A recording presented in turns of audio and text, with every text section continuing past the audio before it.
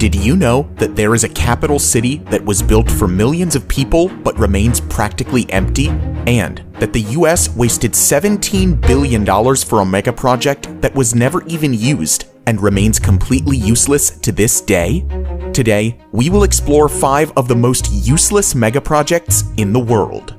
Before we continue, make sure to like this video and subscribe to Top Luxury. Share your thoughts about these mega projects in the comments below. Number 5. Interstate H3, Hawaii. Let's start with a breathtakingly scenic highway in the Aloha State, Hawaii. The 26-kilometer-long Interstate H3 passes through one of the most stunning landscapes in the world. It is so stunning that there were genuine concerns of motorists stopping and creating traffic hazards. However, the highway is as controversial as it is beautiful. It was first proposed in 1960 with defense considerations in mind, as the highway would connect the Pearl Harbor Naval Base on the south side to the Marine Corps Air Station on the east coast. The announcement of its construction was immediately met with resistance from environmental groups, as well as native Hawaiians who were worried about the massive urbanization the project would bring. Environmental laws of the time and a change of route to protect the surrounding valleys delayed the plans indefinitely. 26 years later, the environmental hurdles were removed when the Congress exempted the project from environmental laws and cleared the way for construction to finally begin in 1989. The highway was finally opened in 1997, almost 37 years after it was originally proposed. Interstate H3 is often considered an engineering marvel because of the difficult terrain it is built on and the advanced technologies used in its construction. In addition to the numerous high-tech tunnels, the highway runs almost exclusively over viaducts to protect the local environment in the valleys below. Decades of decay, route changes, and newer but more expensive technologies meant that it was completed 5 times over the original estimated budget. The total cost of construction was $1.3 billion, which is about $50 million per kilometer, the most expensive cost per kilometer in the world. Despite the enormous budget, this beautiful highway isn't useful for everyone. Critics believe that it's a road to nowhere because the defense considerations of the 60s are no longer relevant, and the highway has no direct route to downtown Honolulu. Then there's the case of native Hawaiians, a majority of whom refuse to use the H3 to this day. They consider it to be cursed, as many religiously significant cultural sites were destroyed during its completion. The Interstate H3 highway is certainly an achievement as far as megaprojects go. However, for certain native groups, it remains useless. At least it isn't completely abandoned, like the next project on our list. Number 4. Ciudad Real Central Airport, Spain. Spain is one of the prime travel destinations in Europe, and that was a key consideration when the idea for the Ciudad Real Central Airport was conceived. It was tipped to be the go-to destination for holiday travelers within Spain, as well as international visitors. The vision for this new airport was to make it an alternative to the already heavily overcrowded main airport in Madrid. The new airport had one of the top 5 longest runways in Europe and could serve 2 million passengers a year. That's a relatively low number compared to Madrid's 70 million passenger capacity. However, expansion plans were already in motion to boost the capacity up to 10 million annually. So, when it finally became operational in 2009, the $1.3 billion expense might have seemed justified. However, all these plans came to a grinding halt in 2012 when the company behind the project filed for bankruptcy. The problems began with the location of the project. While it was called the Central Airport, it wasn't central in any way, as it was located 200 kilometers away from Madrid. This compounded problems as most of the passengers avoided traveling for hours to get to the remote location, and most big airlines preferred to carry out flight operations from the capital. So, within the first year of opening, the newly built airport was reduced to a single small-time airline. With no major airlines to attract passengers, the airport had accumulated a $350 million debt by 2012. Unsurprisingly, it went into receivership and was put up for auction in 2013. The airport was even popularized as an abandoned location by the hit British TV show Top Gear in 2014. After multiple auctions fell through, including an outrageous $12,000 offer, the airport was finally sold to new owners in 2019. A Spanish airport that cost €1 billion to build has attracted a bid of just €10,000. Ciudad Real's La Mancha Airport opened in 2008, only to go bankrupt and close by 2012. As businesses crashed and profits dwindled during the COVID-19 pandemic, the Ciudad Real Airport got a lifeline. With little hope of passengers returning, the new owners reinvented the airport as a home for grounded planes, given its dry climate, long runway, and spaciousness. By August 2020, there were 65 airplanes parked on the airport, with expansions underway to provide a storage facility for over 300 aircraft. This new storage approach gave the airport a much-needed business opportunity. However, all the stored planes will eventually be gone once the pandemic is finally over and the return of normal flight operations remains elusive. This billion-dollar megaproject remains effectively useless for passengers around the world. Number 3. Naypyidaw, Myanmar. Next up is another megaproject that made it to Top Gear. Unfortunately, this isn't just a remote airport, it's the capital of Myanmar, a new capital that was built from scratch. Myanmar's former military leadership started building a new capital in secret in 2002. The shifting of a country's capital isn't unheard of, as many countries including Brazil, Egypt, and Pakistan have done so in the past. In November 2005, Myanmar's leader announced his decision to the public, but he kept the name of a new capital a secret. It was 4 months later when he finally revealed the name, Naypyidaw, which literally means the king's residence. The reason for this sudden shift of capital wasn't clear. Some speculated that the military leadership was fearful of an attack from the sea, while others thought it was shifted on the advice of astrologers. However, a lot of it had to do with the former capital, Yangon. Yangon is home to 7 million people, and the city is said to have reached its infrastructural limits, and its population is set to double by 2050. Moreover, the coastal city was established as the capital during British rule to benefit the British Navy, so it made sense for Myanmar to shift the capital to a more central location. The new project was built swiftly, and to this date, the successive governments have poured $4 billion into the city.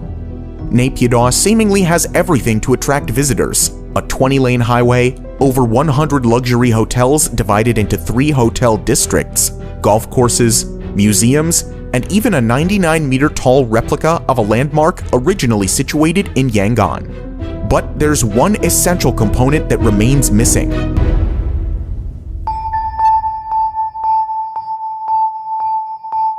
the population. The new capital is home to less than 1 million residents, most of which reside in the suburbs that were present even before the city became the capital. But why does no one want to live there? A lingering gap in health facilities, lack of quality educational institutes, and economic opportunities mean that most of the population is reluctant to make the city a permanent home. So, the city often paints the picture of a deserted place and is often referred to as a ghost town. The incredible 20-lane highway is practically empty. Traffic congestion is unheard of, and at times, a single automobile is caught drifting along the tremendous road. The city has an airport that can handle 3.5 million passengers every year, but on a busy day, a dozen people will actually use it. The shopping malls are visited only by the diplomatic staff on weekends, while the hotel lobbies are mostly empty. Despite the apparent barrenness, there's a silver lining for the royal capital. It's built as a city of the future, and with the exploding population, Naypyidaw still has time for an inevitable redemption. For now, it's arguably the world's strangest capital, and remains useless for much of the country's population. Number 2. Forest City, Malaysia. We talked of an apparent ghost city, and next on our list is a green futuristic smart city that would rise from reclaimed land on 4 artificial islands and will be built around an artificial forest ecosystem. Forest City's location makes it an appealing bet for investors who are aiming to profit from its proximity to the independent city-state of Singapore. Singapore has the world's second busiest port and a thriving economy. The developers have already linked Forest City with Singapore through the Second Link Bridge, shortening the distance between the cities to just 20 minutes. Forest City will also have its own customs facility, enabling residents to move freely to Singapore and back. The design is advertised to incorporate many green innovations. Forest City will feature buildings with green rooftops and vertical gardens, providing a jungle experience. City streets will have a multiple-layered design, with the lower layer for traffic and parking spaces, while the upper layer will feature parks, sports facilities, and transport hubs.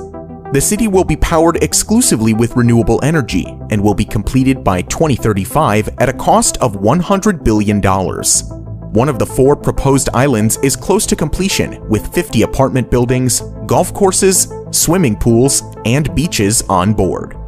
However, it's not all smooth sailing for this highly ambitious project. A multitude of economic and political hurdles are already hindering its progress.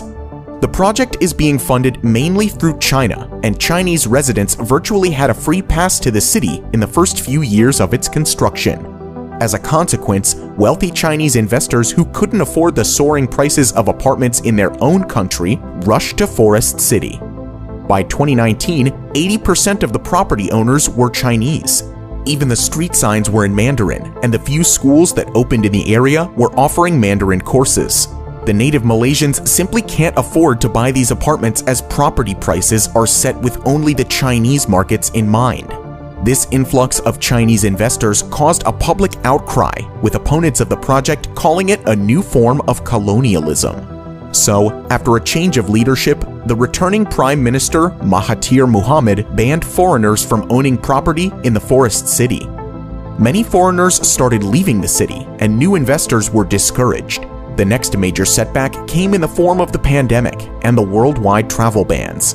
Malaysia's movement control order meant that no new investors could move in. Lots of existing investors opted out of the project due to the uncertainty. So, by the start of 2020, less than 500 people were actually living in the residential developments, which is not a lot, considering that Forest City is designed for 700,000 people. The project has remained in flux ever since, with some salespeople claiming that fewer than 10 homes were sold at Forest City since the start of the coronavirus pandemic. Moreover, Country Garden laid off more than 1,000 of its Malaysian workers in the past year, signaling the epic downturn in the project's fortunes. Forest City was probably too ambitious to begin with, too futuristic to truly achieve, and too politically challenged to succeed anytime soon. It's safe to assume that despite the billions invested, Forest City is currently a useless mega project. Number 1. Yucca Mountain Nuclear Waste Repository. We'll conclude this list with a mega project that was planned in view of a sensitive global issue. Nuclear waste isn't talked about as much as other environmental problems. However, if not stored properly, it can be deadlier than anything ever witnessed since the advent of civilization. As of now, nuclear waste is stored above ground, near the power plants where it comes from. However, the scientific community agrees that the safest, permanent disposal solution is to store this hazardous waste deep underground. In the 1980s, US authorities set about finding a permanent solution to this growing waste problem. In 1987, Yucca Mountain in Nevada was identified as the best available option. It was close to the USA's most used nuclear testing site and was away from any population centers. The plan was to deposit the waste from all over the country in a tunnel complex about 300 meters under Yucca Mountain. In addition to the isolated location, Yucca Mountain is made up of volcanic ash formed millions of years ago. It allows the Yucca Mountain to absorb any radioactive waste without crumbling or cracking. Yucca Mountain seemed like a great location for a repository on paper, but Nevadans were having none of it. The United States has over 100 operational and closed nuclear reactor sites in 34 states, but none of them were in Nevada. So, the congressional representatives and the general public vigorously opposed the idea of being the only nuclear dumping site in the whole country. Furthermore, question marks were raised over the official hydrological and geological surveys of the Yucca Mountain. Opponents believed that the site was unsuitable for a repository, as it runs the risk of contaminating a nearby water source. The water source flows into Amargosa Valley and is used by Native Americans who have lived in the area for centuries.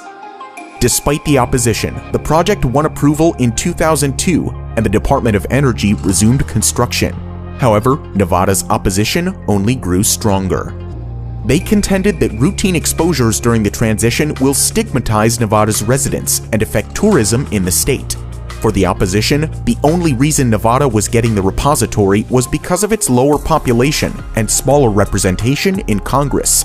By the time Barack Obama took office, the whole project had become highly politicized, and in 2010, the Obama administration deemed the project unworkable and stopped funding it. 3 years later, a federal court ordered its resumption again, but there has been little progress since. The Biden administration has clearly stated that Yucca Mountain isn't a part of the country's plans anymore. Nevada seems to have won the battle after 4 decades. Decades of planning, legal troubles, and over $17 billion have gone into the Yucca Mountain project. But after all is said and done, it has never been used and remains a useless mega project. So, what do you think about these mega projects? Do you think that any of these have a shot at being useful in the future? Let us know in the comments down below. If you want to see more about similar projects, you can watch our video about the biggest mega projects never finished. Thank you for watching, and we'll see you in the next video.